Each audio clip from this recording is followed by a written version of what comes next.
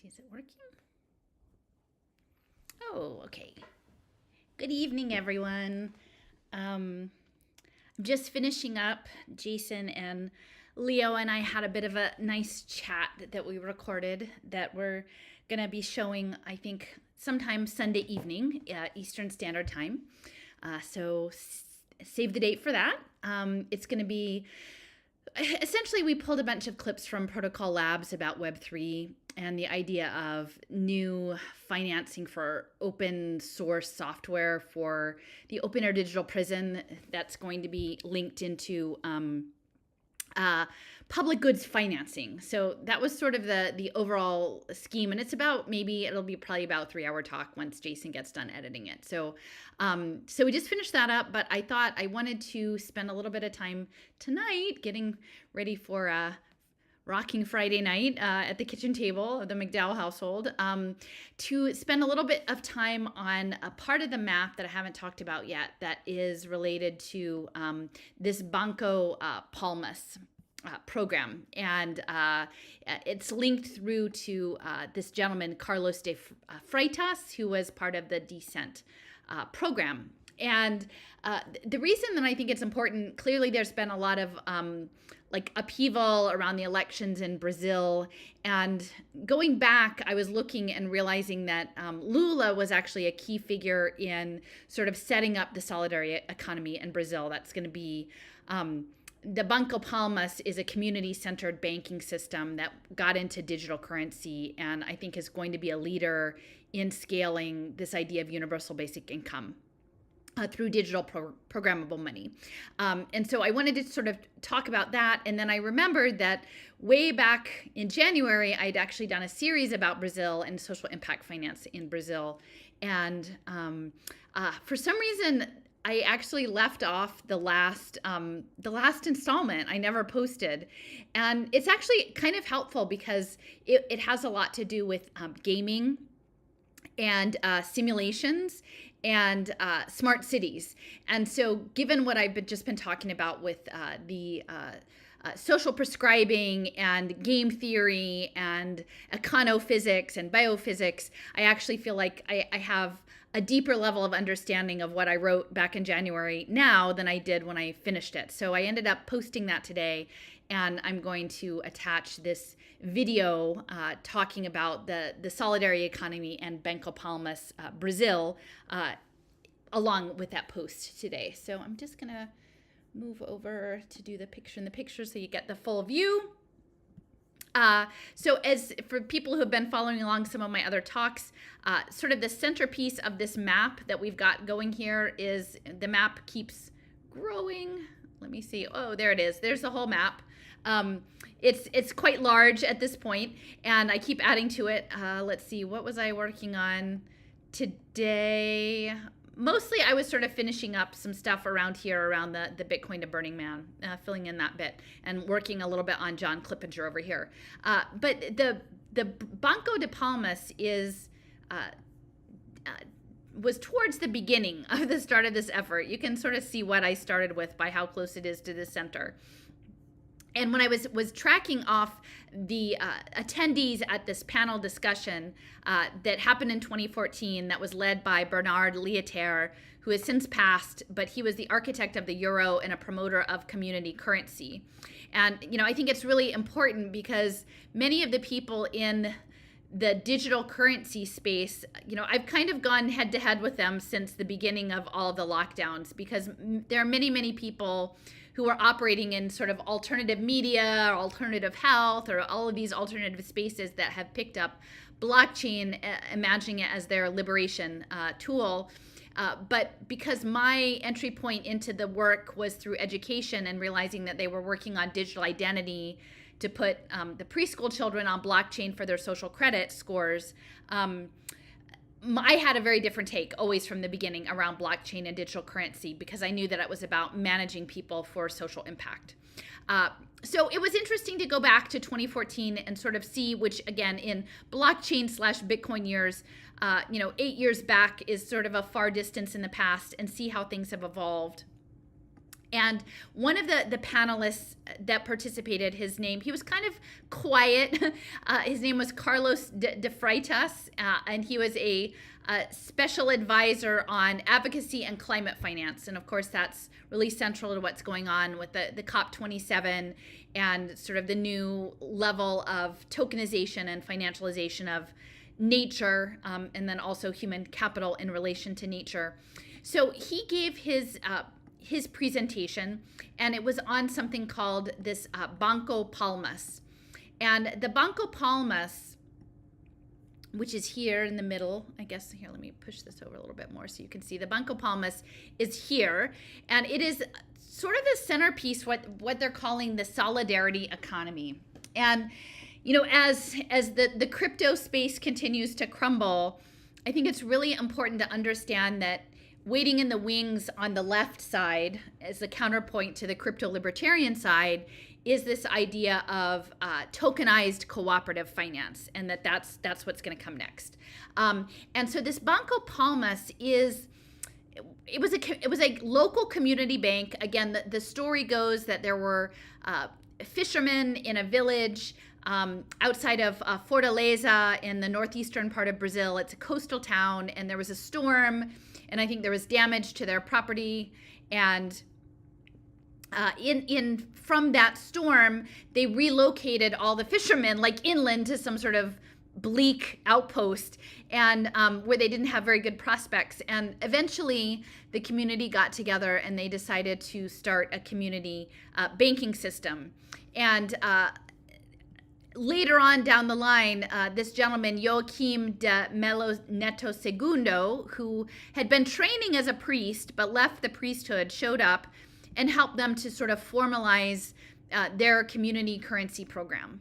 Now, I would say that this is really important for people to keep an eye on, because, you know, all of the banking stuff, all of the monetary stuff, that's where the rubber meets the road. And so many people who would identify more on the progressive end have been examining things like community banking systems, alternative banking systems for many years. And a lot of cities, you know, in the US are now looking at community banking as an answer to the big treacherous banking systems. My concern, because I've always been about the concerns about social impact finance and the digital and cybernetic management of behavior against these behavioral dashboards and leaderboards, I've always been really concerned about the community banking structure. I mean, I won't say always, but since I have learned more about community banking, because whenever I try to engage people in that space around my concerns about digital identity and the ethics or lack of ethics in the idea of investing in human capital improvements through community banking systems, people tend to not know what I'm talking about, and they don't really respond. And I'm like, well, until you can tell me for sure that my community bank isn't going to put preschoolers on blockchain, I'm going to keep you at a distance, because I'm not really buying. If you're not sophisticated enough to understand that this is something we need to be concerned about, then maybe you haven't actually done all your homework. And I feel like very much this is sort of the same thing with this modern monetary theory, the MMT stuff that's coming on. It looks progressive, and yet if you know the whole backstory about social impact finance and cybernetics and behavioral conditioning, there are many wrinkles and many red flags. So anyway, so the story goes, you know, the poor fishermen, and they're trying to get together and pool their resources so that they can better things for their families. The former priest shows up and decides to help them out. He later, this is the late 1990s. By 2004, he's already been awarded the designation of a change maker with Ashoka. And Ashoka is sort of the central for the impact finance space. And you'll see underneath here, his name is Joaquim de Melo Neto Segundo, and his categories are financial services and business and social enterprise. So you've got the church involved. Incidentally, you have global North, Silicon Valley, social enterprise involved. Eventually, people start to get to know this bank more. It becomes sort of a test bed. By 2008, they've won a Millennium Development Goal Award, right? And the Millennium Goals predate the Sustainable Development Goals. So they won an award for that in 2008. And then eventually by 2010, they had a whole spinoff, which is not super surprising, where they were looking to scale the banking mechanism with digital systems. So they were moving into digital banking. And then what we'll see later is that MIT has actually been involved in this since the beginning. And so they're sort of the leaders in digital currency. So, there have been many, many papers written about Banco Palmas. It's sort of like the poster child for a community banking system that serves low-income communities. It's not a surprise that it started to go digital. And a partner with that was the, and I'm not going to pronounce this probably correctly, but Caixa, C-A-I-X-A, Econômica Federal, which was a Brazilian bank that was specifically serving low-income Brazilians, Caixa Econômica Federal. So they were the partner in essentially taking what was a community banking system for fishermen and scaling it all over the country, and setting it up as digital. And so eventually by... Let's see, this is recent. This is a recent presentation. So last year, 2021, they actually have a solidarity banking network in Brazil with 48 associated digital community banks across 17 states in Brazil. And so this program was being presented sort of as part of a global presentation about sort of this as a use case that would be scalable, because the challenge with these systems is always in bringing it to scale. Now, one of the pilot programs with this was called the Mumbuca Dinheiro, and it came out of a digital currency lab. Now, this digital currency isn't actually on blockchain, evidently, but it is digital money, and it operates through an app and QR codes. And it's interesting because it actually is geofenced. So you can only use these currencies in a certain location. And then eventually they were scaled and they were run with early UBI pilots. And so it doesn't, like the digital currency, it's not all on blockchain. It's not necessarily all on decentralized ledgers. And I think there's going to be a lot of fluidity in terms of digital identity, digital currency, but the idea is to do economic modeling. And so I just want to take a minute, because a lot of this is gamification and simulation, because they're using money to do social simulations and prediction and risk modeling. And much of the money in the community banks, they're specifically targeting poor communities. And the reason that I think that Brazil is really front and center here is that in the series that I did, and at the time when I was writing this in January, had been really thinking about the development impact bonds that were targeting India and like the Indian farmers' resistance situation. And the goal with social impact finance is to bring the quote unquote global south and then onboard them, leapfrog them into the digital economy so that they can tap into the intellectual power of that collective to build the metaverse and all of the smart contract Web3 layers and do the cyber defense, but then not only to get them to do that work, but to actually manage the youth of those countries as social impact commodities. So they get like verticals of both getting the work that they want, getting the workforce they want, and then also getting benefits in managing those people as human capital, and in doing so, sort of conditioning them for metaverse life. Now, the trick with India is it's quite large, and its population is more diffuse. And certainly there are a number of very, very large cities, but then there's also a lot of mid-sized cities. So it's scattered, and then a lot of rural areas. Now, the situation with Brazil, my understanding is that the poverty is concentrated in the urban populations, and those are very rich, so to speak, in terms of the potential to easily access a lot of people as a human capital bond program, like whether it's for financial inclusion or for education services or, health metric data.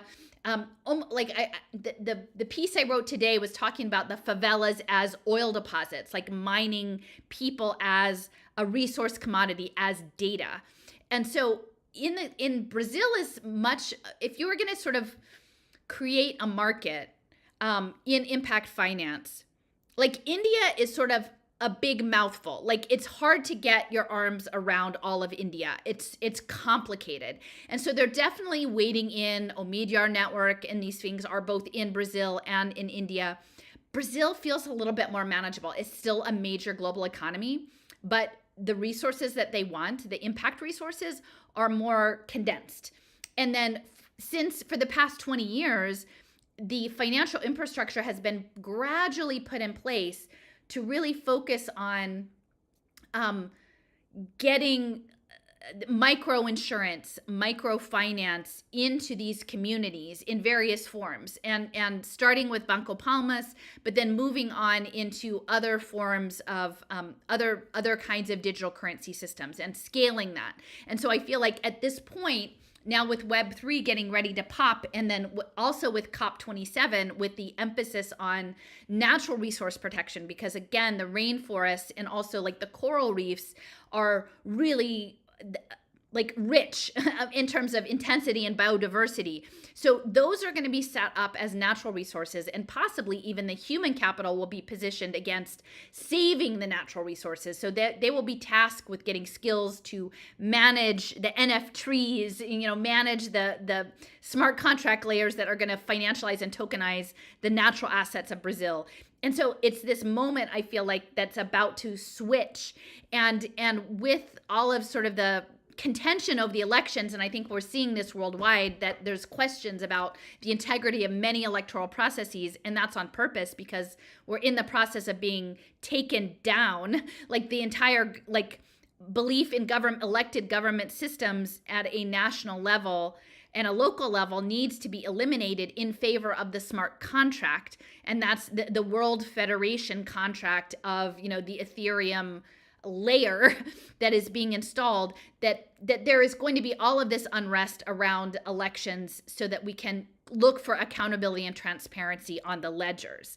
And so within the social impact finance space, so Lula actually, he was the one who previously had helped set up Bolsa Familia.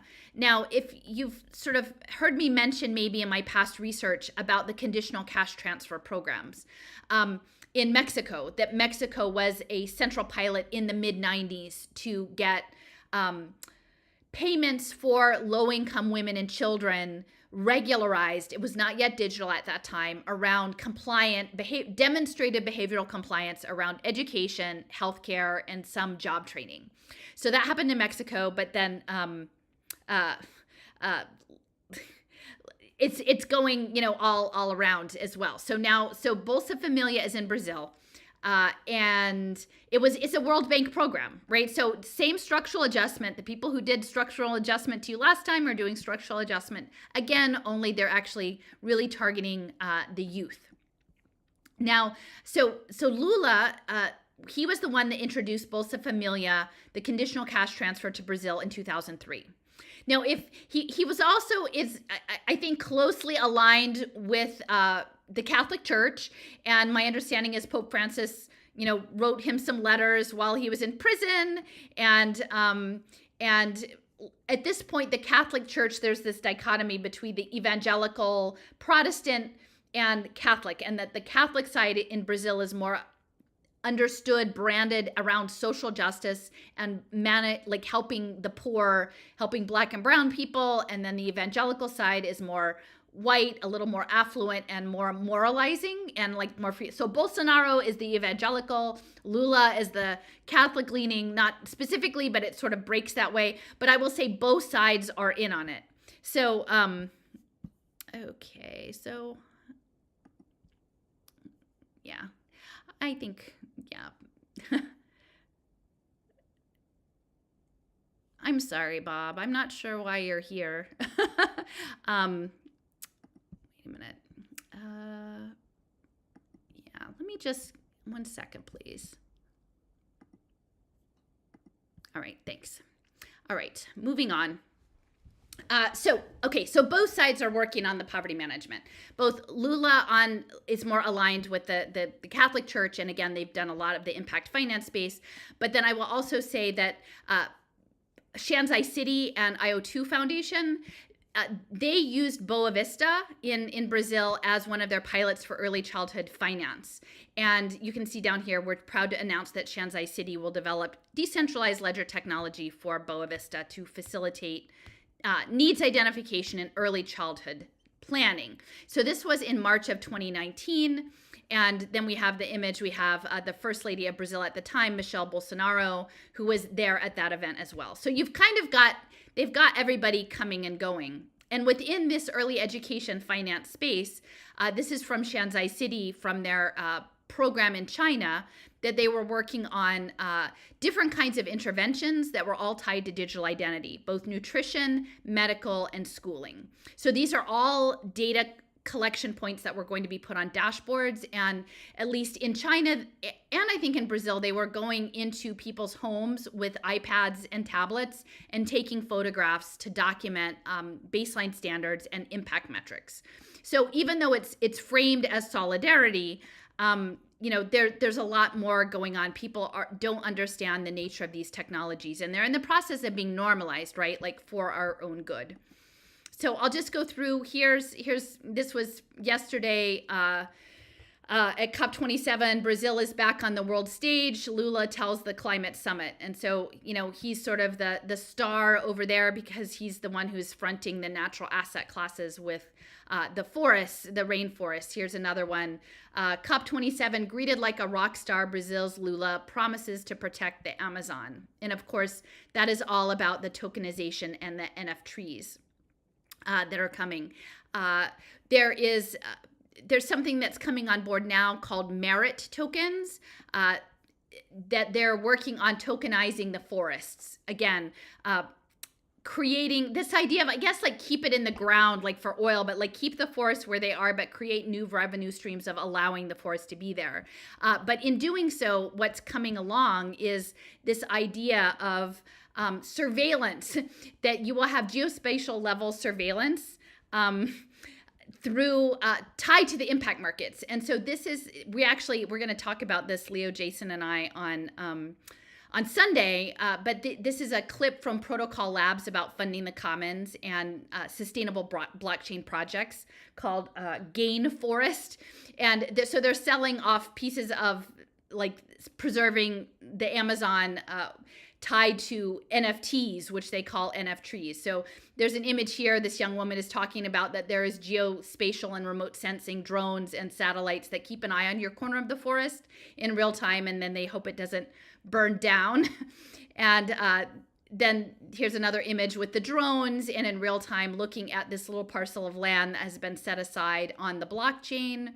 And then this last image here is actually of the drone surveillance of people who are living in the vicinity of the rainforest. And so what we're talking about is legitimizing sort of ongoing surveillance of everything that's happening under the earth in the name of preserving the climate. And again, I would say most people who are on board with the idea that we have to remedy the harms to nature are not thinking in advance that it looks like tokenized trees and drone surveillance. That's not how they're imagining it at all. So, so again, we're going back to Banco Palmas. They've been working on a UBI program, and that's, let me see, the Renda Básica de Cidadania. So that working on getting that up to speed with the banking system. And Marica, which is the seaside town near Rio, that was the model area for the UBI program. And again, the lockdowns really moved that forward, allowed many more people, put many more people in a position of needing that level of support. Let me see, what else have we got? I think that covers a lot of this at the time. So MIT, their collab had been working doing a participatory action project with the Palmas Lab. And again, MIT, that's the war machine. This was from 2018, and it says research from the periphery, building community capacity at Instituto Banco Palmas. So understanding that MIT is the center in the digital currency space, and that they were working really closely with this project. And then MIT has its own center in Brazil. Which is interesting, and it sort of plays into the amount of social impact finance that is happening in that country, that I go into in more detail in my series about impact finance. But yeah, so MIT has a close tie, and they had actually been working in the favelas doing all sorts of data documentation across like 4D. And so they're talking about, this is a paper that actually just came out in April of 2021. The title is Favelas 4D, Scalable Methods for Morphology Analysis of Informal Settlements Using Terrestrial Laser Scanning Data. So essentially what they're saying is that like they want everything documented. And so, and you can imagine that what we're dealing with is sort of complexity theory, the game theory, complexity theory, trying to organize quote unquote chaos into some sort of order in some sort of big data AI method. And probably in the sense of urban planning, that these favelas are among the really interesting use cases for them, because they're built on the outside, on the margins of society, not according to all of the established rules. And so MIT was going into these spaces and actually with lasers measuring out they're not exactly wireframes for people who might be listening in and not seeing it.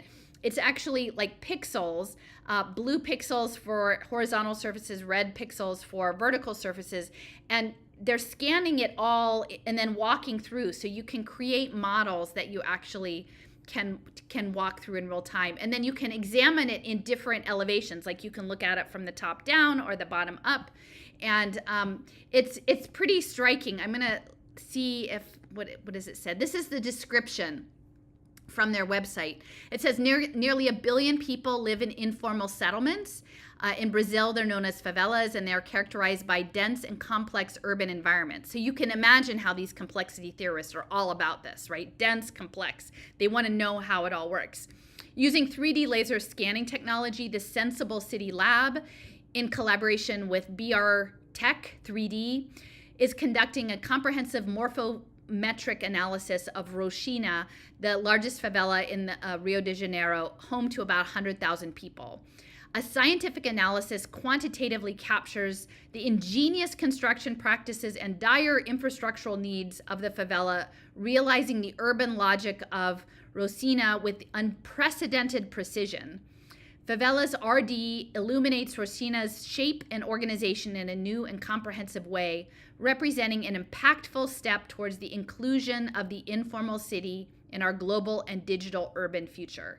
So everything must be included, right? Nothing left behind, even down into the nooks and crannies. And the challenge is that many people are excited for this. They're imagining that this is a way of identifying. In fact, that's like through identity politics, that's how they manipulate people, that they are framing it as like, you want to be seen, you want to be recognized, you want to be part of this system, right? And you'd like to be on Google Maps. We don't want to leave you out. Like nothing gets left behind. So I've just opened the website here, and I'm just sort of looking around so people can see how it imagine. You can look up and down. I guess those are maybe trees. You can sort of, I think you can even maybe walk through this. I'm not sure. Oh, you can zoom out and you can see it from a distance. You can measure it. And so what I'm saying is, like, if you understand that what part of this purpose is a simulation model, and this is the kind of stuff that they put in video games and that they model video games around, that, it's a little intense to think that they're actually building these worlds, like virtual worlds, in some of the most remote places that are the least measurable, that is their intention.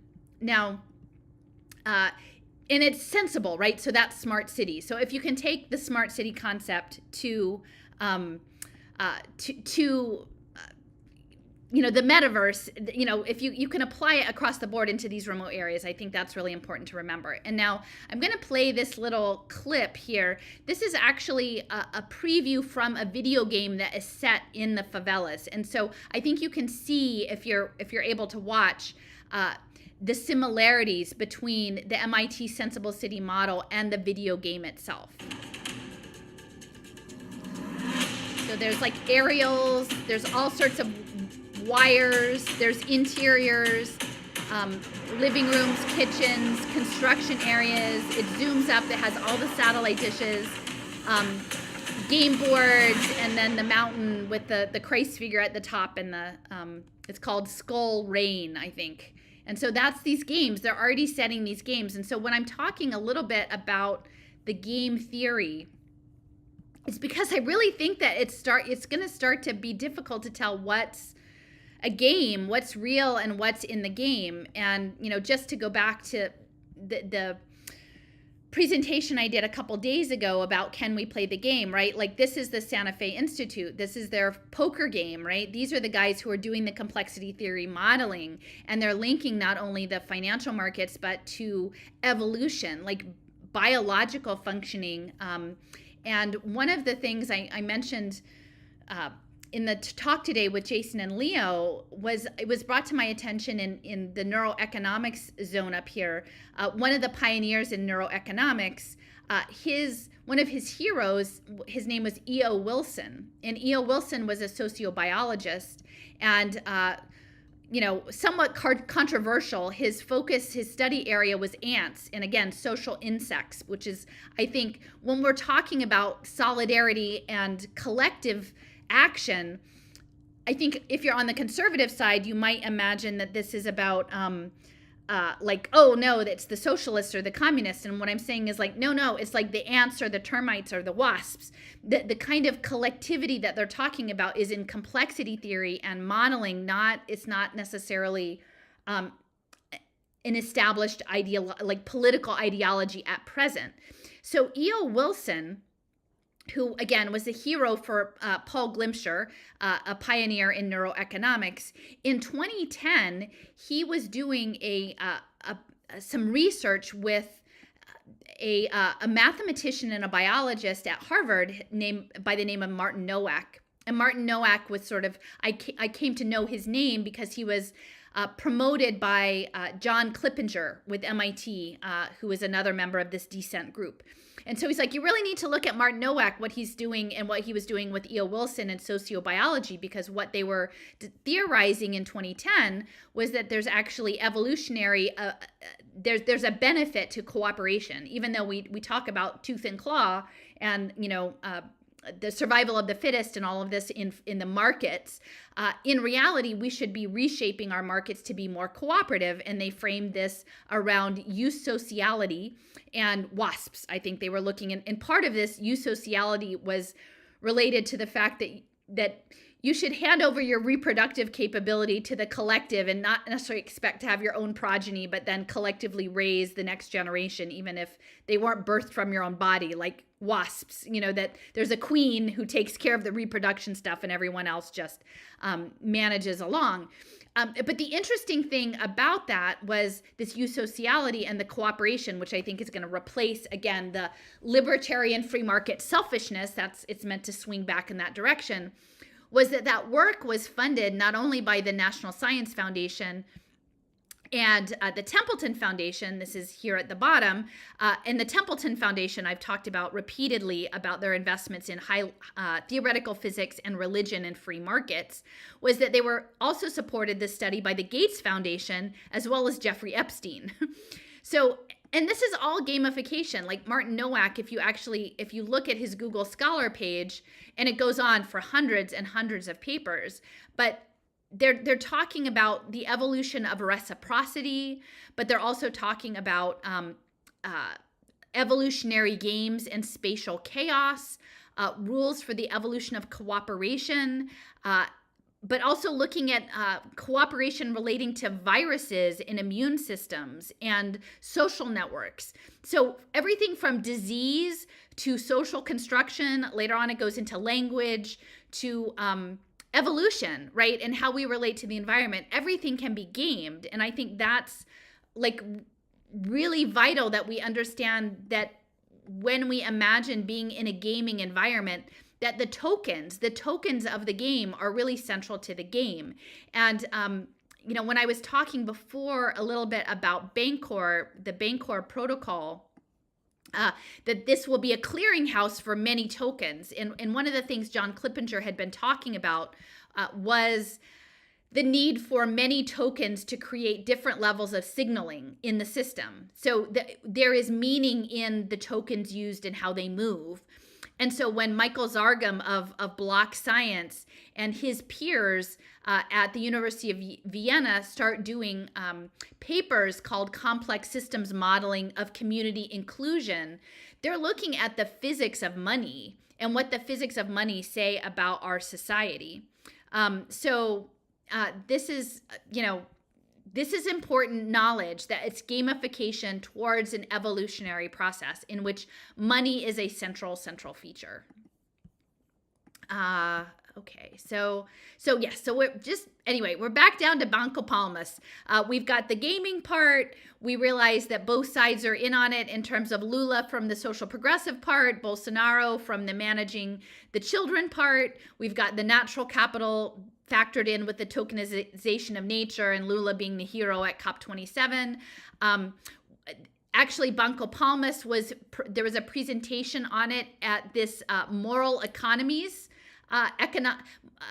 gathering in 2016 at Berkeley called Moral Economies and Economic Moralities. Let me see. So it was part of re-embedding the social new modes of production and critical consumption and alternative lifestyles. And this was there was one of the participants was from the Banco Palmas in Fortaleza program. So again, moral economy, we're going back to Oliver Goodenough. We need to be moral about it. And this was part of the Society for the Advancement of Socioeconomics. And look, the next conference is in Rio in 2023. And look, it links back to Amitai Etzioni. So there are some folks that are, really, I know there's a whole crew of people who are like the anti-communitarians. So like this will maybe jazz you up that, part of this socioeconomics goes over back to the communitarian Amitai Etzioni, although I would argue not exclusively. So that part is in the mix. And so Bernard Lietaer, the architect of the euro, at one point he compared the Palmas currency to something called the Weir W-I-R bank in Switzerland. There were a number of these experiments in different kinds of currency in the 1930s, and the Weir bank was one of them. And so let's see, I'm just going to read, this is out of a blog post. It's talking about the Banco Palmas is similar to Weir Bank from Switzerland, which was created in 1934. And I guess it still exists. It says this, let's see, Banco Palmas is similar to Weir Bank from Switzerland, created in 1934, and it is more advanced than Grameen Bank of Nobel Peace Prize winner Muhammad Yunus, because it provides the poor with better help to get out of poverty. The interest rates are lower. This statement comes from Bernard Lietaer, former director of the Central Bank of Belgium and an expert on complementary currencies, from frequent flyer miles to social currencies. Just as it is with the Palmas currency, Weir Bank makes transactions with the Weir currency as well as Swiss francs. Of course, the scale is much higher since they involve 65,000 businesses, and the value of operations is $2 billion a year. So again, he's equating these complementary currencies that have this long history with what is coming out of Banco Palmas. And then there's another model from 1931 called JAK, J-A-K, which is a Swedish bank. So this was an alternative bank, a cooperative bank in Sweden in the 1930s. That was another experiment. And then there was another one in Austria, also in 1931, called the Wargel experiment. And I think that's something that a lot of these people who are interested in social physics and economic physics look to is this idea of the velocity of currency and how quickly it moves through the local economy. And that's why, again, you're working with high energy physics is people are looking at velocity or demurrage, how the currency is circulated. And that came out of a gentleman named Silvio Gesell, who was the Bavarian Soviet Republic, I think, and a Georgist. And he identified as a free market anti-capitalist. And let me just pull him up. So this was part of this demiurge, which I'm sure there are many people who are way more schooled than I am in complementary currency and community currency. But again, for the most part, I don't think that they're imagining it in terms of economic simulation modeling for gamification of the world into a metamorphic stage of some sort of human plus process. And just in finishing up, so this is one thing I wanted to mention. Early on, this community banking was about uplifting people out of poverty, which in and of itself is, not a bad plan. Surely people, they want to have meaningful work, they want to have stable jobs, they want to be able to have autonomy and making decisions about supporting your family. And so building in sort of social welfare into the banking system was always part of it. Now, it's interesting to note that early on, the Banco Palmas started with something called a local production and consumption map. And so it really was an early planned economy in this way, that it was a small community and they were assessing what their resources were and what they wanted to do with them, which again, in and of itself isn't a problem at that scale. But then once you bring it over to an entire country and you introduce global hedge funds, it starts to become problematic. The mapping work that was being done was actually carried out by youth. So it became a youth workforce training program. And then the bank was also supporting programs around empowering women, addressing issues of addiction, and cooperative education. And so these were all efforts that were put in together. But you can imagine what a planned economy starts looking like once you put it into digital currency and start governing the society cybernetically. Now, Banco Palmas they have a partnership with something called Our Bank, that is a microcredit platform. And then the trick with all of these alternative currency services, and even with traditional currencies, is the unbanked, right? All of this is about getting the unbanked into the digital sphere. They keep talking about like leapfrogging. And that was the thing with Mexico, is like, people are used to having an informal economy. They don't trust the banks. They don't like keeping information, like things in the banks. The banks are distant. They're maybe not available in remote areas. If you have digital currency, they're not connected. And so that's all of the pieces that are being moved together, like the parts to try to figure this out. So there's something called, I guess, the banking correspondent model, which is essentially, it's just saying that there are other businesses that are non-banks that carry out basic banking services. So like the local store. And I think this is really common, like in Africa with the M-Pesa, is that you can pay a fee, become part of the system, and offer basic banking to small rural communities. So this is one of the things Banco Palmas was working on, was the banking correspondent model, to bring it into view. But then they were also working on the digital piece, which was through something called Mahiti Infotech, which was a cloud-based software system based out of India. So they were doing the cloud-based systems to support micro banking, is what they were calling it, like, because finclusion is one of these sustainable development goals. And so, but it's interesting, right? Like all of the global south are being pulled in together. And so Mahiti is part of that. And part of it, so this is the thing. So in addition to MIT doing their participatory research, Columbia University was doing it as well. So in 2011 and 2012, they did a workshop around Banco Palmas. Now, remember, Columbia University was initially, a lot of the physicists behind the Manhattan Project and early biophysics came out of Columbia. It was also their industrial engineering school was sort of the birthplace of the technocracy movement. It was also the home of like quote unquote progressive education. So there's a lot of cybernetic systems embedded in Columbia already. So they were working on like doing an evaluation of the monitoring system for this bank. And then there was something about the social indicators. Yeah. So one of the things they were studying was how the cloud-based platform monitored social indicators. Let me see if this will open up. Yeah. Okay, so this is from page 2 of the paper. It says, Instituto Palmas is working to adapt the open source management information system. And remember, all of this stuff is always open source. That's because it's going to be a digital public good because everything has to be integrated. So they're working to adapt the information management system called Our Bank, developed by Mahidi Infotech in Bangalore, India. Given that it works offline, online, or via cell phone, it should provide a flexible platform for automated transactions and real-time monitoring of the range of services provided by the community development banks. Most importantly, Our Bank has been designed to be used by people with little schooling.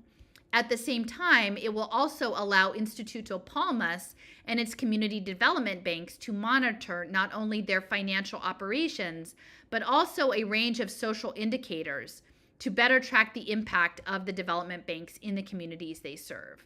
And so when I see social indicators, I imagine social impact metrics, right? And then eventually this being connected like with Bolsa Familia and with conditions like tied to the receipt of those payments. Additionally, yeah, so microinsurance, microcredit are part of it. Again, Grameen has been very predatory in that regard. And Leo's talked a lot about the farmer's insurance being a central part of what's coming with Web3 is agricultural insurance, weather and crop insurance, and that he said that often actually this insurance is packaged in with acquisition of seed and that it comes with like seed and fertilizer and pesticide and insurance all in one bundle. And so I can see a day where maybe your payment system comes with some stipend or some voucher to access the seeds. Okay, so, all right, so I think that covers most of that. And then so it goes out. So Fortaleza, the neighborhood, Conjunto Palmeiras neighborhood was where this all got started with the help of Joaquim de Melo Neto Segundo, the former priest turned Silicon Valley change maker. And it's quite interesting. So they're part of a, and I will say they always pick the thing that it's hard to imagine that it's a problem, right? So they'll pick they don't pick the most repressive smart city surveillance system. They'll pick something like, how can you be against like Vision Zero? Like, do you want pedestrians to be hit by cars and killed? Like, they'll pick something that's like the low-hanging fruit. So they started out with a smart city transit program in 2015. It was initiated by the mayor at the time, who I think left office in 2021. His name was Roberto Claudio Rodriguez Bezarra. And it's quite interesting. So Mr. Bezarra has a PhD in public health from the University of Arizona. And he was affiliated with the Brazilian Socialist Party. So he's got, again, a public health degree from a U.S. school, like not only any U.S. school, but the University of Arizona. And incidentally, his father, Roberto Claudio Fronta Bezarra, was an agronomist and a statistician who was also educated at the University of Arizona. So they have a family tie to Arizona through the education system.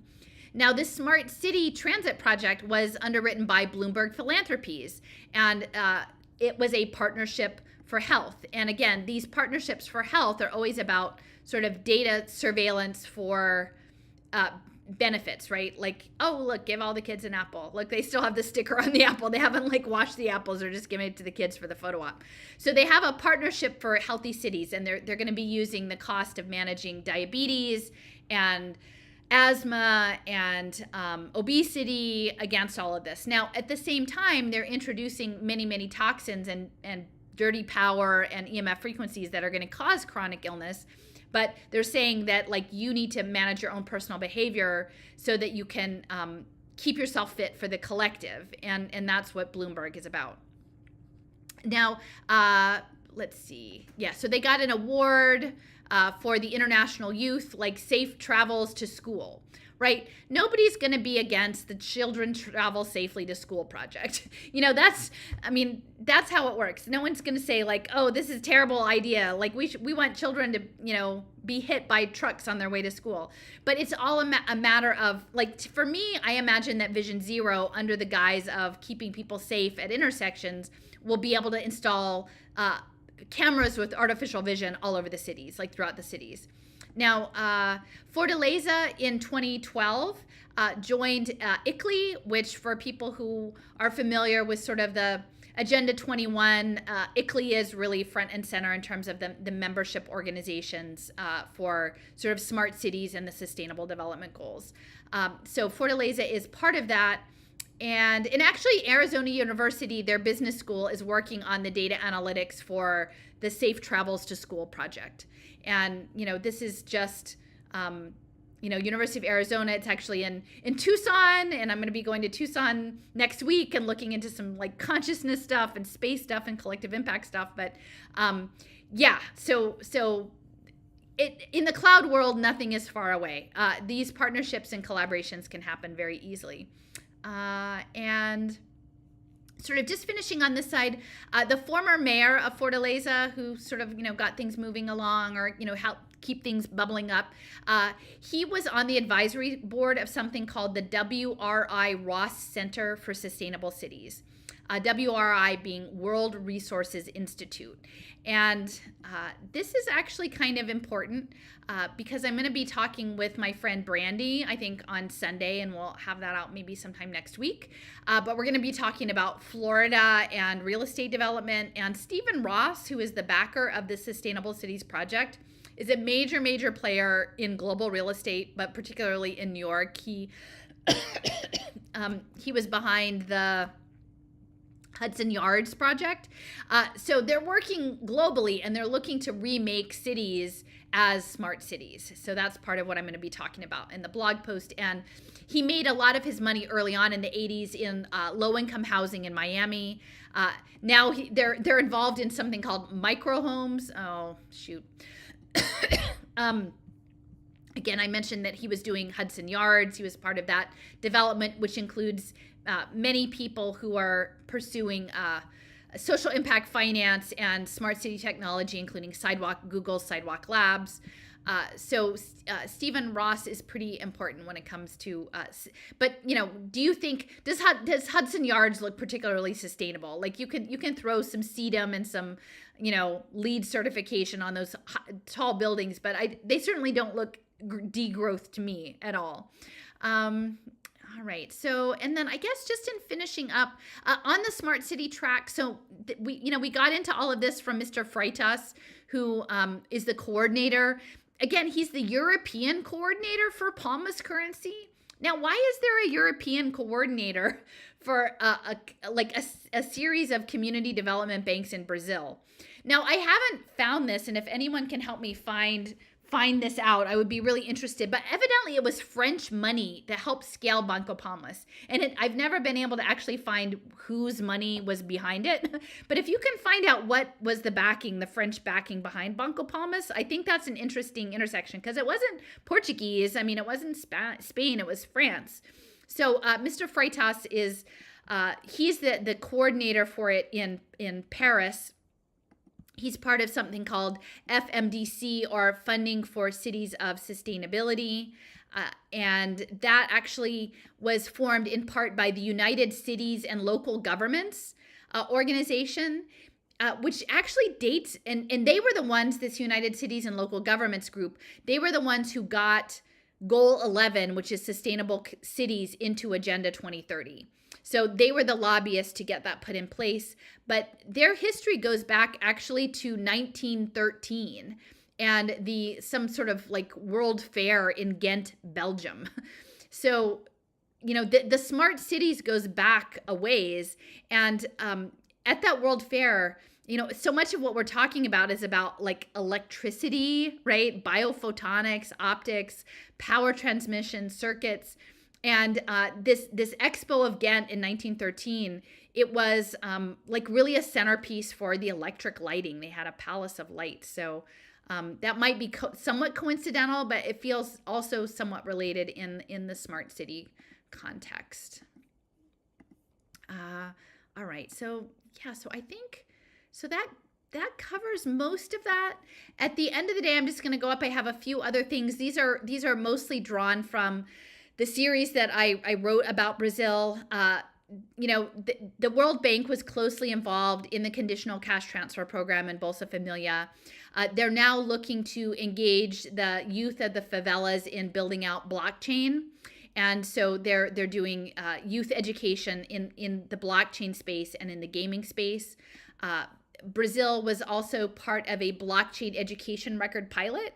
And so, that's coming online too. And again, in the future, you're not going to have your 4-year degree or your associate's degree. You're going to have a continuing series of stackable micro-credentials. So that's what your educational record will be, that you continue to acquire badges and skills badges and credentials.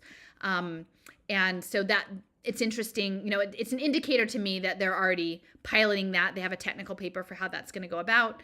A lot of this, I keep saying, is like grounded in eugenics, and the Kellogg Foundation in the United States is a key player in the universal basic income space, or, in these guaranteed income payment spaces, and there are often targeting low-income communities and Black communities. Out of curiosity, I just put in like grants to Brazil into the W.K. Kellogg Foundation, and there were 541 grants to Brazil on racial equity. So there's a certain amount of irony. So W.K. Kellogg was Will Keith Kellogg. He was the younger brother of John Harvey Kellogg. Now, John Harvey Kellogg was the guy. This is Kellogg's cornflakes. They were raised and practiced Seventh-day Adventism. They created a sanitarium and a lot of sort of alternative health treatments that involved vegetarianism and bowel cleansing, and were really like early leaders in the good health promotion space, soy-based food. But John Harvey Kellogg, who was the heavy in the family, was just a straight up eugenicist, and very much he was a funder of the Eugenics Records Office, a participant with the Race Betterment Foundation and the Fitter Families Campaign. And I get the story that's told is sort of that Will Keith, like his brother, was quieter, and maybe he wasn't so much of the eugenicist, but they spent most of their career together until they had a falling out, I think, over the cornflakes stuff. But like, I don't think that you can consider the Kellogg legacy outside of the eugenics element. So understanding that the universal basic income payment systems, if it's a eugenics, an extension of the eugenics program, then essentially what they're working on is this eusociality, right? The solidarity economy, where you sacrifice your reproductive interests in favor of a collective, where the optimization metrics are dematerialization of the human body, like is moving into this avatar photonic existence of a collective hive mind consciousness. And, I can't say that, these people went back this far, that they were imagining, but, at least, as far as Julian Huxley in the 40s, they were imagining that was the noosphere, the Christogenesis was the game plan. So again, this is just a discussion about like that John Harvey was definitely the solid eugenicist, and maybe he was mean to his younger brother who went along, but they did like the legacy of Kellogg's is eugenics. And then lastly, I'll sort of just scroll through this. These are my series that I did on Brazil that I think is really, really relevant, especially if you consider that the handoff from Bolsonaro to Lula, the involvement of the church in what's coming, the involvement of many institutions of higher education in the US, including Stanford, including Columbia, in restructuring the education system and standardizing it in Brazil to pave the way for human capital finance.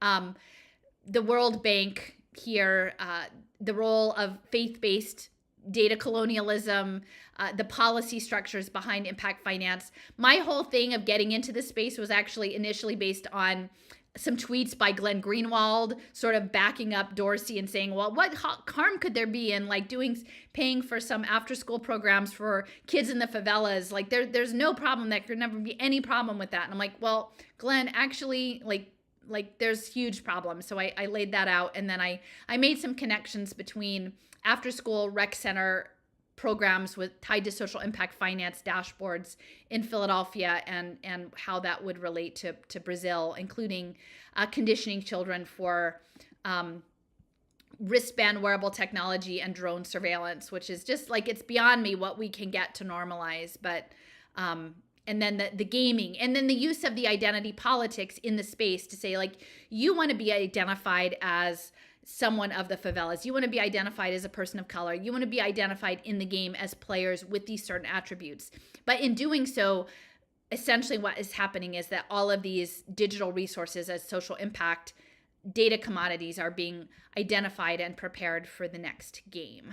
So, all right. So now I think I'm going to pivot over and I'm going to read today's post. Let me see if I can scooch it over. So, oh, I guess you guys can see it. Oh, I was going to do it this way. I'm going to a bigger picture. Sorry. I'm still getting the hang of all of this double screen stuff.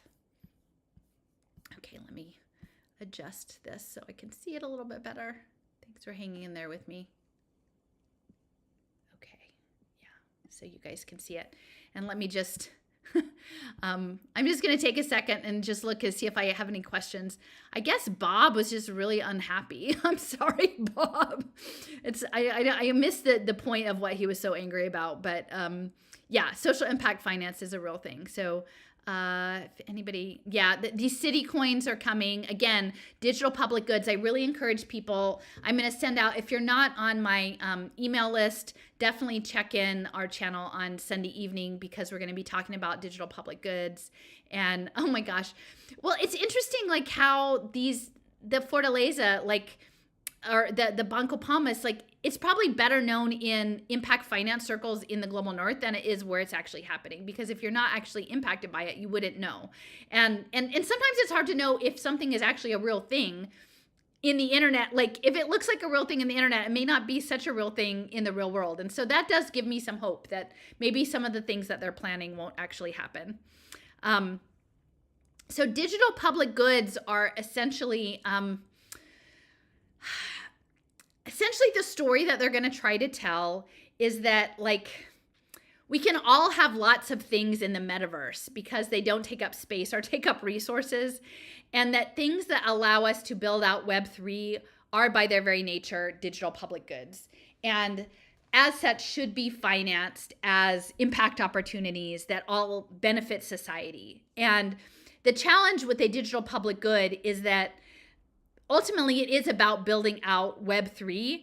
And then we're not allowed to have the conversation that maybe that isn't something that we consider a good outcome. It's just, it's a preordained outcome that's the, and so, yeah, that's, if at some point they could say a digital public good is that everyone should have through our healthcare program access to an affordable brain-computer interface, and that's a digital public good.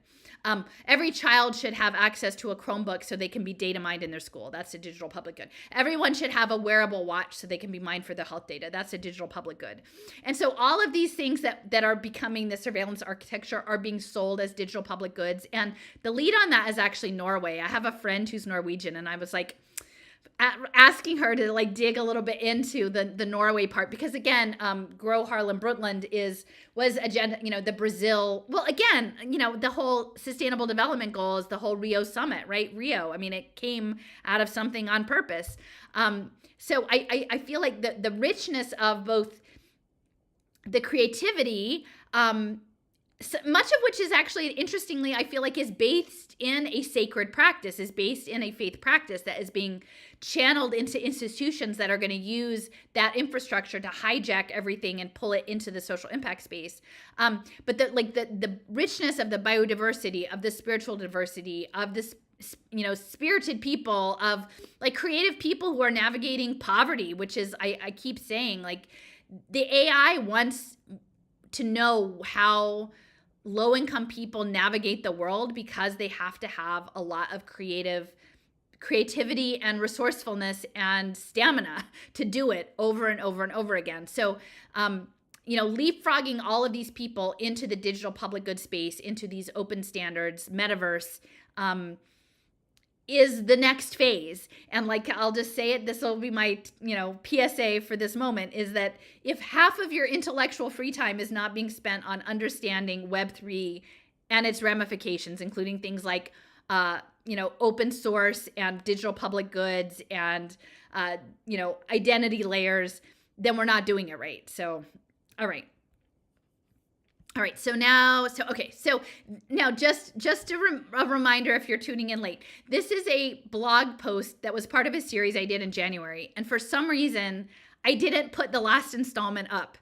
And so over the last few days, as I've been looking into game theory and social prescribing and virtualization of gaming environments, I looked back at this and I thought, wow, well, I need to talk about this Banco Palmas, and wow, that's right, I did leave this last old blog post down. So let me put it up today. So it's I don't know that it's necessarily out of date. Maybe it's just syncing up to the new reality of what is happening in Brazil, and I'm posting at exactly the right time. But if any of it seems a bit dated or the links are dead, it's because I actually wrote it in January. And then I do have, I'll put the link to this blog post in the video, but I have the links to the rest of the series if you haven't read it and are interested in learning more. Okay, so here goes. Brazil's first national smart city initiative, Cidades, pardon me because I don't speak Portuguese, Digite, began in 2012. It was replaced in 2019 by Nacional de Estratégia para Cidades Inteligentes Sustentáveis. Okay, advancing adoption of facial recognition infrastructure, connected agriculture, urban mobility, and electronic health records. The 2014 FIFA World Cup provided officials in Rio de Janeiro the excuse they needed to ramp up deployment of smart technologies. That effort was expanded with the 2016 Olympic Games. As preparations were underway for Rio's World Cup, the Rockefeller Foundation was launching its 100 Resilient Cities program. Rockefeller officials selected UK-based consultancy Arup, A-R-U-P, to create a design book for cities of the future. The firm consulted on several Olympic facilities in Rio. It is deeply embedded in UN Sustainable Development Goal planning efforts, as well as being a collaborator with ICLEI. That project resulted in a paper, a framework for cities where inclusive integrated data would be captured to inform response for future crises. Arup established permanent offices in Rio and Sao Paulo in 2012, knowing there would be a lot of work coming through the pipeline. One of Arup's projects was a, quote, child-centered resiliency report for the favelas of Salvador, funded by the Bernard Van Leer Foundation, a philanthropy backing the creation of early childhood impact investing markets in Brazil. It was one part of Salvador's larger 200-plus page resiliency plan that identified the following pillars: cultural identity, which I say is social engineering, healthy communities, which I call biosurveillance, inclusive economy, which I call digital ID and fintech, innovative government, which is data-driven public-private partnerships, and urban transformation, which is the sustainable panopticon. And then I have an image of the cover of this report that has a black mother and a young girl, and they're holding a flower and they're pointing at the water. So there we've got that. And they're all dressed in white. Resilient Salvador, part of the 100 Resilient Cities program of the Rockefeller Foundation. Once you understand that engineering poor communities is central to the social impact AI machine learning enterprise, you can see why venture philanthropists are so interested in Brazil's favelas. This moment has been a long time in coming, as NGOs with international ties, like Teresa Williamson's Catalytic Communities, have harnessed grassroots organizing and groomed community leaders for their moment to shine as quality human capital on data dashboards set up by B Lab's social entrepreneurs and the University of Pennsylvania, the alma mater of both Dr. Williamson and Judith Rodin. Williamson, originally from the UK, has been working in Rio de Janeiro for 2 decades, bringing her Ivy League credentials and connections to implement a community solutions database, embed digital organizing, rebrand slums as culturally rich favelas, setting up future markets and creative capital, and install an asset-based community development framework. And that is a Northwestern University developed model that will prop up sustainable finance projections. Capturing the arts and creative thought within the container of social impact finance is a priority for those in power, lest truly imaginative and revolutionary ideas take hold and break through the veneer of cybernetic control. Program officers have traveled the world proselytizing that the arts must be exploited to maximize their measurable economic contributions. A project financed by the British Council in 2017 laid out a framework for the creative economy in Brazil. The emphasis is always on inclusiveness, to pull those on the margins, including youth and women, into the vortex of social entrepreneurship. Knowing what we know about the rise of digital economics, NFTs, and the imperative to design the metaverse, it goes without saying that the impact investors will seek to digitize all forms of creative expression to make it profitable from an impact standpoint and legible for machine learning. A 2021 paper, The Favela as a Place for Development of Smart Cities in Brazil, Local Needs and New Business Strategies, states the following, and this is a quote. Seen by many in a simplistic way, summed up to be geographic spaces of drug circulation dominated by trafficking, Brazilian favelas have been consolidating themselves as storehouses of innovative minds, a creative territory with multiple and complex structures. These places today can produce a positive image with potential for market exploitation.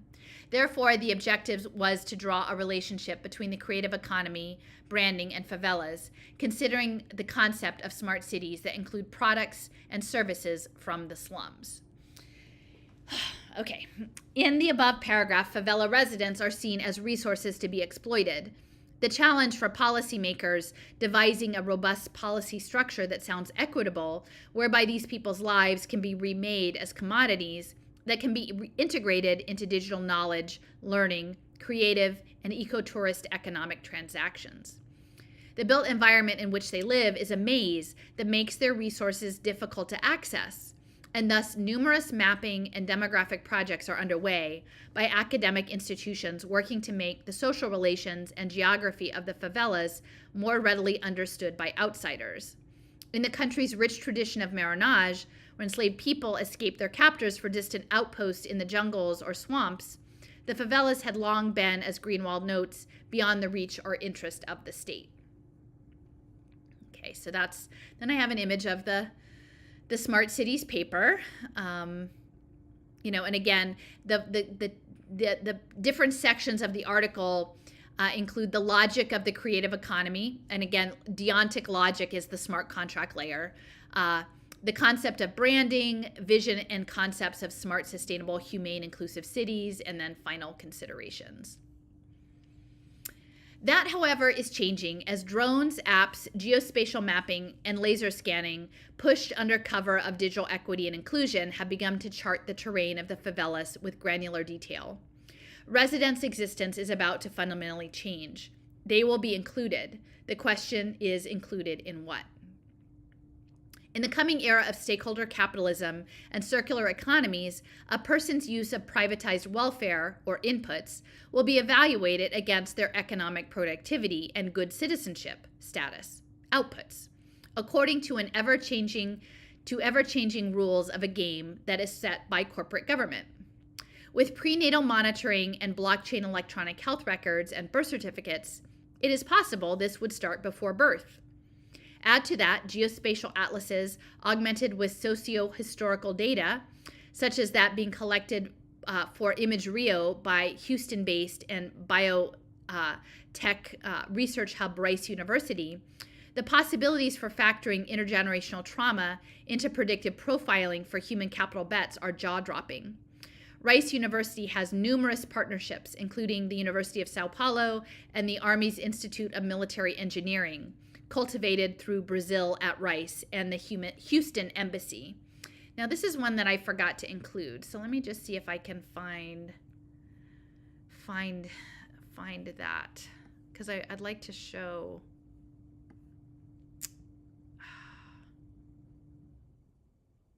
Shoot. Let me see. Is it?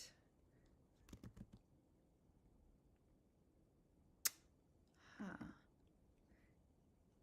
not sure. Sorry about this. Oops. All right, maybe I'll just open the link here, because I'd like to imagine Rio. You guys can't see that. So this is the image. Yeah, so you can, so what they're doing, actually, it's quite fascinating. Let me see if I can't make this, I'll go like this. Oh, okay, so sorry for the inelegance here. So you can see this mapping system. So they've got the geolocation layers mapped out, and they're starting with the history in like 1500 and then moving forward. And so you can go into any part of the area that was mapped and then zoom out to all of the layers of the history, which is fascinating. Like I kind of, I do these maps and I like the mapping elements, but you can see how, you can pivot it, you can zoom in at different layers. Let me see, like and it shows you that you can zoom in and like it's going through the timing. Yeah, they go through the different time periods, and then they can zoom in on all of the different elements. And what I'm imagining is like a future where this is almost like a gaming environment, right? And what happens if you start to map the emotional aspects of history onto this stuff? Like, this is sort of my question, is once we get to a place where, because they will, that's probably where they'd like to get to, is to map the sentiment analysis onto the history. And if they can do that with like intergenerational trauma, what that would mean for attaching people to a certain geography and then applying the emotional intensity of that place onto people that live there. And so it's fascinating as a storytelling device, but if you start to layer in this as part of someone's personal story and put that into the predictive modeling, it starts to get pretty scary. So, okay, so I'm going to go back to reading. And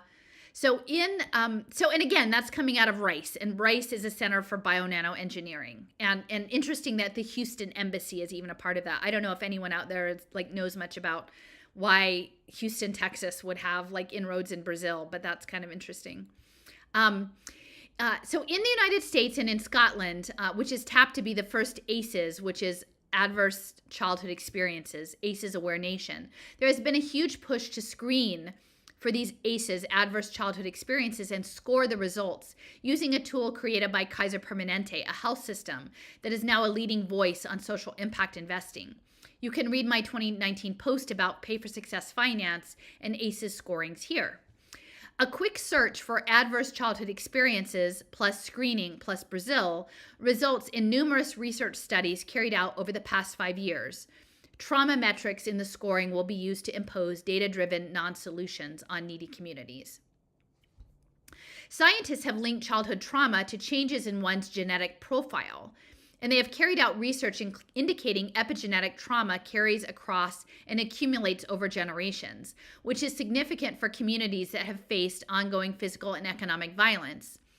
California's Governor Gavin Newsom, a lockdown fanatic whose campaign was funded by Silicon Valley and the San Francisco Pritzker family, J.B. Pritzker, Illinois' governor, sponsored the creation of James Heckman's early childhood investment equation, has been a heavy promoter of comprehensive ACEs screenings of anyone on Medicaid and for children. His appointment of Dr. Nadine Burke Harris to the position of Surgeon General of California signaled that this would be a high-profile issue for his administration. So will legacies of domination be factored into social impact deals that leverage their cumulative trauma for pay-for-success investor profit? Check out MIT's Sensible Lab, where favelas are mapped in 4D with devices that capture 300,000 data points a second. Rice University's Historic Atlas of Social Relations in Rio, and disturbingly Google's Rio Beyond the Map in partnership with Afro Reggae. The latter is backing the UBI esports gaming training program. I keep saying that it seems like the plan is to force the masses to live inside the CIA's or the Crown's mixed reality video game. And so when I see gaming interests teaming up with Google Map to twin or simulate favelas that are literally centerpieces of games like Tom Clancy's Rainbow Six Siege, Ubisoft 2016, it feels like that future is already here. Smart cities and mixed reality gaming environments. In the game that hedge funds want to play with our lives, smart cities have been set up as social impact game boards with embedded nudges and omnipresent surveillance. I should know, I live in a city of pawns. IBM launched a $50 million 3-year project in 2010 to build a smarter planet. 24 U.S. cities received pro bono corporate consulting services. Philadelphia was onboarded in 2011 with a project that was somewhat surprising to me at the time. The smarted up infrastructure ended up being low-income youth placed on regional workforce career pathways called digital on-ramps. It was the early stages of blockchain badges tied to human capital finance, which has since evolved into learning lockers like Greenlight Credentials based in Dallas that runs on IBM's Hyperledger. Those quote-unquote free consultations were all about the market shaping. IBM held a Smarter Cities Global Conference in Rio in 2011. The opening presentation featured IBM's Rio Command Center, a centralized data hub built for risk analysis and coordination around natural disasters, security, traffic management, and municipal concerns. The catalyst for its creation was the devastating weather event of April 2010 that resulted in flooding and mudslides.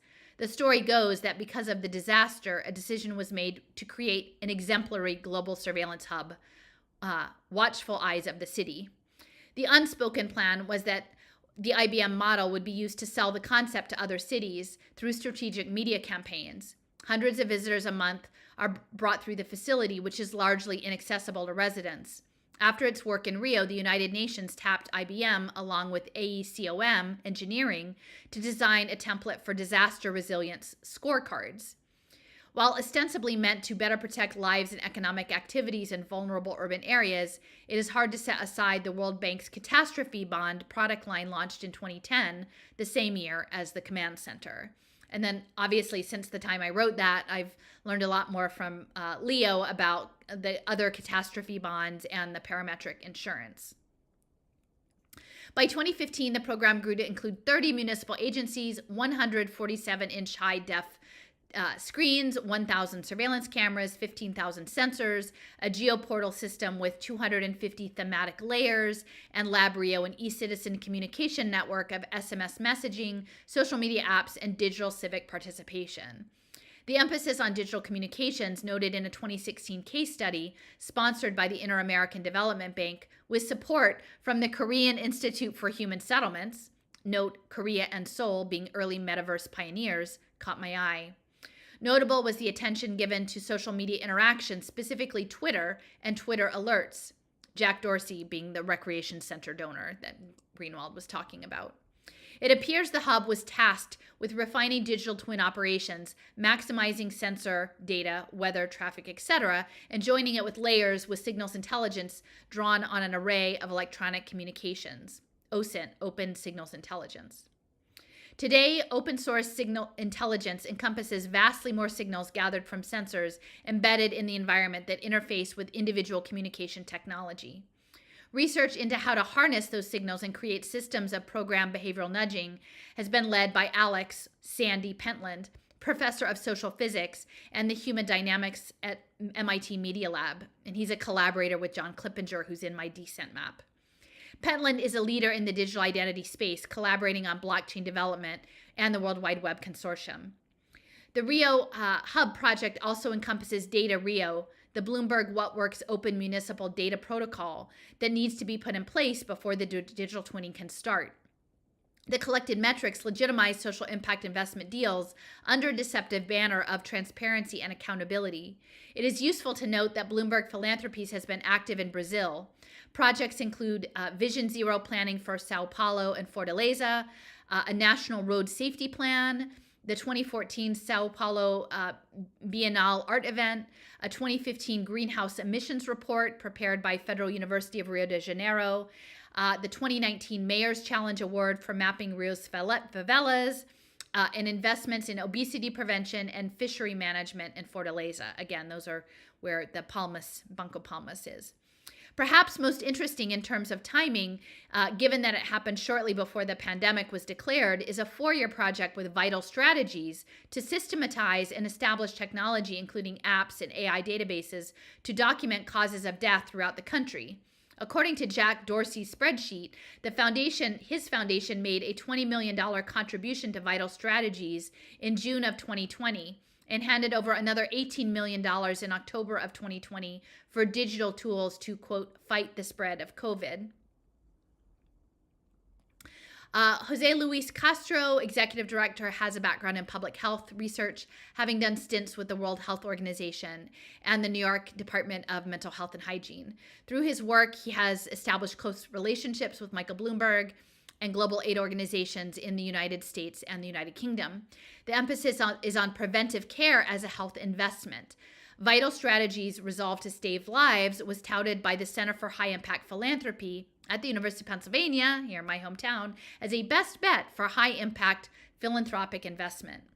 In a Stories from the Field propaganda piece, we see the United Nations Information Centers and Habitat program enmeshing itself in the favelas, spreading their COVID containment narratives with murals, t-shirts, and slick messaging campaigns intended to look homespun and emphasize disingenuous values of collective care.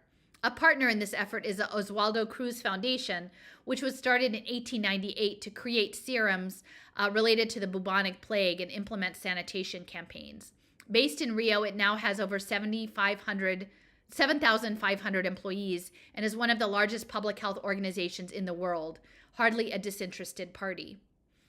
I've done extensive research into how preventative health care metrics for chronic illness like asthma, diabetes, heart, and lung disease, conditions often caused or exacerbated by environmental pollution, endemic violence, and economic stress, are being woven into data-driven social impact markets in the U.S. Under the guise of tracking population health, Black and Brown communities are being targeted for intense data surveillance. Communities defined by trauma and dispossession, like the favelas, represent valuable data deposits. These deposits are the foundation on which impact management projects will construct its sustainable empire of managed poverty. In the favelas, they have struck social impact digital gold, presuming they can get everyone on blockchain, which is what the health passports are meant to accomplish. I was asked to write about this issue a year ago by the Urban Global Health Alliance, and you can go here for more details. One paragraph really stood out for me in the UN Stories from the Field article, and this is a quote. The Social Territories Program, implemented by Pereiro Passos Institute in partnership with the United Nations Program for Human Settlements, aims to reduce the risk posed to vulnerable families living in Rio's 10 largest slums. The project, implemented by the municipality of Rio de Janeiro in partnership with UN Habitat, identifies people who are extremely vulnerable in the capital of the state of Rio de Janeiro and directs them to public services or cash transfer programs. In the midst of the pandemic, the search for these people, previously made in person, is now conducted by telephone. More than 1,600 calls have been made to date. Close quote. So this aligns with the push for digital welfare systems. And in the US, this transition has been advanced by the Zuckerberg-backed Benefits Data Trust. In Philadelphia, that effort is called Benephili, and it operates with community partners, including Project Home, a Catholic supportive housing organization that was the first nonprofit in the city to adopt Faith for Success finance. So, green finance, digital twins, and what works government. Peter Head, executive chairman of ARUP, leads the Ecological Sequestration Trust. The organization, which calls itself a resilience broker, was a Rockefeller Foundation effort put together during a series of meetings held at their Bellagio Conference Center starting in 2015. That's the same place where the Global Impact Investment Network was formed in 2007. A new financial fiction is environmental green bonds. That fiction is required to channel trillions of dollars of concentrated wealth previously poured into toxic real estate deals into projects aligned with the United Nations Sustainable Development Goals. Head tees up all of this with a convenient roadmap that drives us into a new urban social contract. The preface of EST's document was written by Jeff Sachs, a professor of economics, which is home to Columbia University, where technocracy was birthed, and a special advisor to South Korean diplomat and former Secretary of the United Nations, Ban Ki-moon. Sachs presented at the Vatican's Connectivity is a Human Right conference in 2017. Because you can't have a digital democracy or social impact investment markets if your cyber citizens are not plugged in. They start the paper with the final goal, 17, partnerships. The climate/sustainability narrative is about remaking society into a fully cybernetic system to run gambling bets on everything from natural disasters to prescribed behaviors to health crises, and all can be tweaked using digital twin simulations to create desired outcomes, good and bad. It is a totally rigged game created by self-aggrandizing partners. To them, humans and the natural world are merely game pieces. And if those in power successfully paint their machinations green, it appears many people are ready to allow the game to continue. The Ecological Sequestration Trust devised systems management software called Resilience.io that layers information about a region's economics, government policies, resources, and development plans to evaluate social benefit on a variety of dashboards. Peter Head's intent is to usher in a new ecological age where gamified platforms could be used to track social relations in circular economies. Metrics will be used to construct cost offsets needed before ESG, environmental social governance investors, can profit from offering band-aid fixes for the environmental harm and poverty they had a hand in creating. Building from the initial carbon credit premise of assigning value in non-traditional ways, the door has been thrown open for the creation of natural asset corporations, just starting to be traded on Wall Street. Analysts assign everything on the planet a price associated with its destruction, and thus, by not destroying everything right away, those running the machine are able to continue to draw out value as they replace the natural with the synthetic. 6 years later, Rockefeller's 100 Resilient Cities morphed into complementary groups, the Global Resilient Cities Network and Resilient Cities Catalyst. The first, a collective of 200 city resilience officers working with global financial interests active in the region, such as IDB, the Inter-American Development Bank Innovation Lab, Avena Fundación, CAF Development Bank of Latin America. Economic Development Board of Singapore is a core funder. And so it seems that the planned cybernetic city model, Brazil currently has 3 cities participating in this network: Salvador, Rio de Janeiro, and Porto Alegre. Resilient Cities Catalyst, on the other hand, is tasked with getting policies in place to channel global capital into data-driven sustainable impact markets through lobbying, strategic convenings, and change agent training. They focus on refining resiliency tools and lining up pilot public-private partnerships that will later be brought to scale through their diverse community of practitioners. Judith Rodin, former University of Pennsylvania president and Rockefeller Foundation head, who led the creation of the Global Impact Investment Network, is the board chair. The founding principal is Michael Berkowitz, coordinator of the initial effort. Prior to that, Berkowitz served as the global head of operational risk management for Deutsche Bank, after serving as deputy commissioner of the Office of Emergency Response in New York during Bloomberg's administration. You see, I keep saying Michael Bloomberg. Everybody needs to be paying more attention to Michael Bloomberg.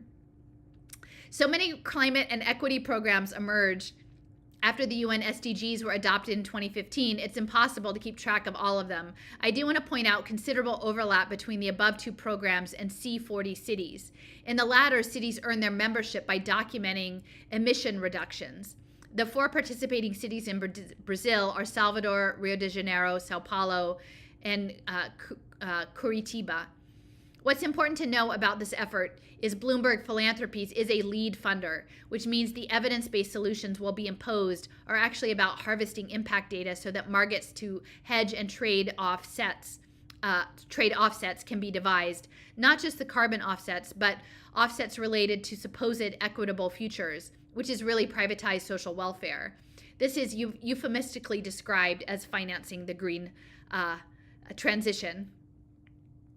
In addition to Bloomberg, another strategic partner is the Children's Investment Fund Foundation. The organization's website states CIFF's activities in Brazil include renewables uptake, air quality, and preservation of the rainforest. But I'm sure that early childhood and home visit programs cannot be far behind. Child Health and Development, UN SDG 3 and 4, and Girl Capital, UN SDG 5, are both listed as priority areas. We know that they are targeting children with the goal of reducing their lives to quantifiable data commodities. ESG portfolio assets, pliable human capital to be molded as dutiful citizens of the metaverse. You can read more about Bloomberg's What Works government approach in a piece I wrote in the summer of 2018. It is a testament to the mind control exerted by Extinction Rebellion that so many blindly follow quote-unquote green leaders, not realizing that green is cash in the pockets of defense contractors, tech companies, and financiers profiting from Build Back Better nanotechnology, synthetic biology, and spatial web ubiquitous computing that binds the fiction together. COVID provided us with a front row seat for what tyranny by dashboard looks like. If they can convince people to live their lives in confined, isolated spaces, primarily through screens, the psychological warfare campaigns are more readily deployed. The data analysts working for the billionaires want us to believe in a surreality conjured up on digital interfaces more than we trust our own senses and our own instincts. A global project requires global standards, which brings me to an important article written by Raul Diego of Silicon Icarus, A Permanent State of Exception, NIST's Critical Role in Smart City Development. Raul highlights the National Institute of Science and Technology's efforts to launch global pilots and refine open standards for cyber-physical systems, harmonizing proprietary devices so that they can communicate with one another in a straightforward plug-and-play manner. In the minutes from a 2014 virtual meeting of NIST administrators, Chris Greer, head of cyber-physical systems, provided updates regarding planning for Grid 3.0 with the Smart Grid Interoperability Panel that had representation from Korea, the EU, and Brazil. Test beds for cyber-physical systems were being set up at that time, and they were planning for the launch of the Global Cities Team Challenge. That program did not involve public funding, but rather it was an opportunity for companies to compete, to coordinate with NIST to bring their products to scale. The cloud world has no borders, and neither does capital flowing into disruptive technologies. To facilitate markets and bring the metaverse online, digital infrastructure must be carefully orchestrated. Picture the transcontinental railroad's construction forcing the standardization of railroad gauges. In 2017, the National Coordination Office for Networking and Information Technology Research and Development presented a federal strategic plan for smart communities for public comment. A detailed response was provided by IEEE regarding their efforts to transition governments around the world into smart infrastructures that center Internet of Things sensors and AI data analytics. IEEE has affiliated cities in Brazil, Londrina and Natal, where they hosted their first Smart City Summer School for a week in 2017. There's also a Smart City Natal developed by Planet Smart City, based in London with Italian founders whose brand promise is new construction, planned communities built around affordable housing. They have multiple projects in Brazil, India, and Italy. Stefano Buono, chair, is an investor and a physicist who happened to make his fortune in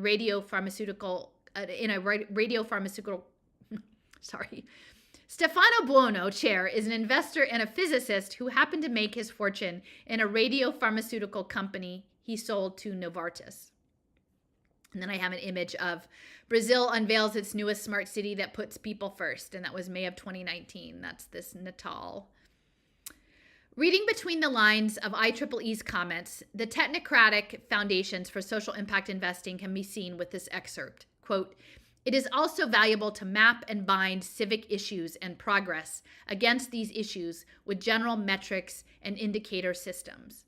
This will allow a clear understanding of how elected government is performing in and around the, quote, classic way of working, while allowing digital efforts and requirements with an initial goal of seeing how these can improve, enhance, or replace classic government methods." Okay, so they're saying it, right? Like the plan is it's a managed demolition of electoral voting and governance as we know it in favor of tokenized cybernetics. Replace classic government methods sounds a bit like MIT Media Lab's Cesar Hidalgo, the idea that we will outsource our rights to AI digital twins to achieve radical direct democracy.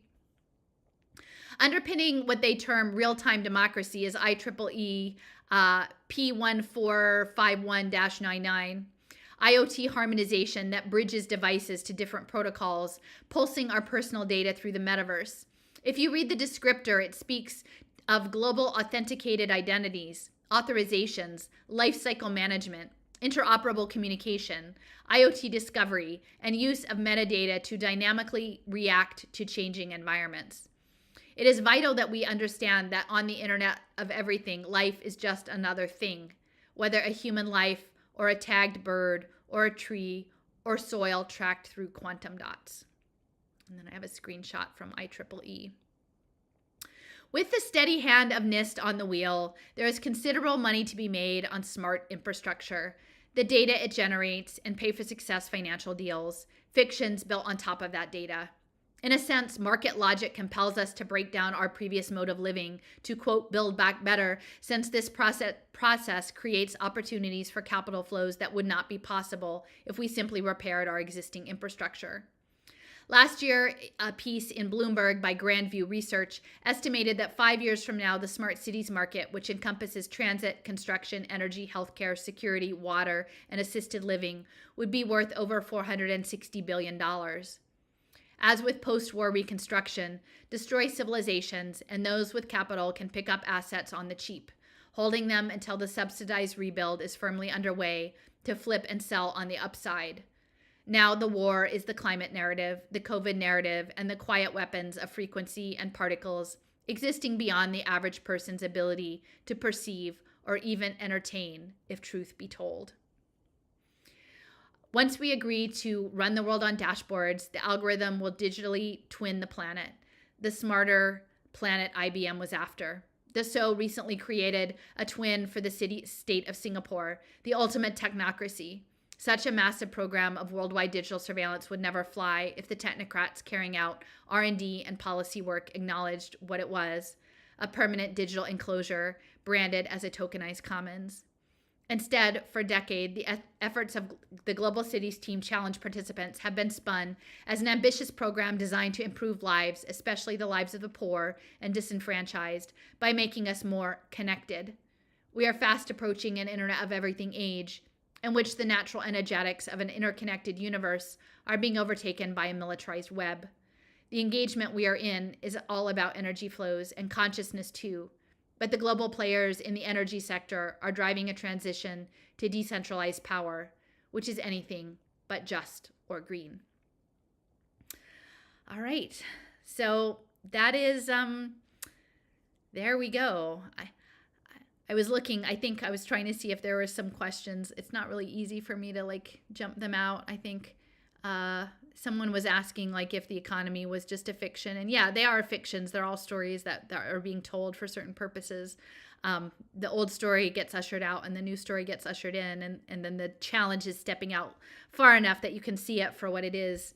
But anyway, I hope you guys appreciate this somewhat stale piece, but still seems very relevant. Like I said, we have a few more things coming up, both with, I have a plan to talk about some things with Cliff coming up. We have Jason and Leo and I are going to be talking about Web3 and digital public goods. And then I'm going to do a little bit of an introductory with my friend Brandy about what Florida not being exactly what everybody thinks it is, and what sort of smart city real estate makeovers look like on the ground as a working class person who's awake and understands the bigger picture, and is making the people who would rather keep the bigger picture concealed a thorn in their side, and what that feels like. But anyway, so thanks for joining in, everyone. Till the next time.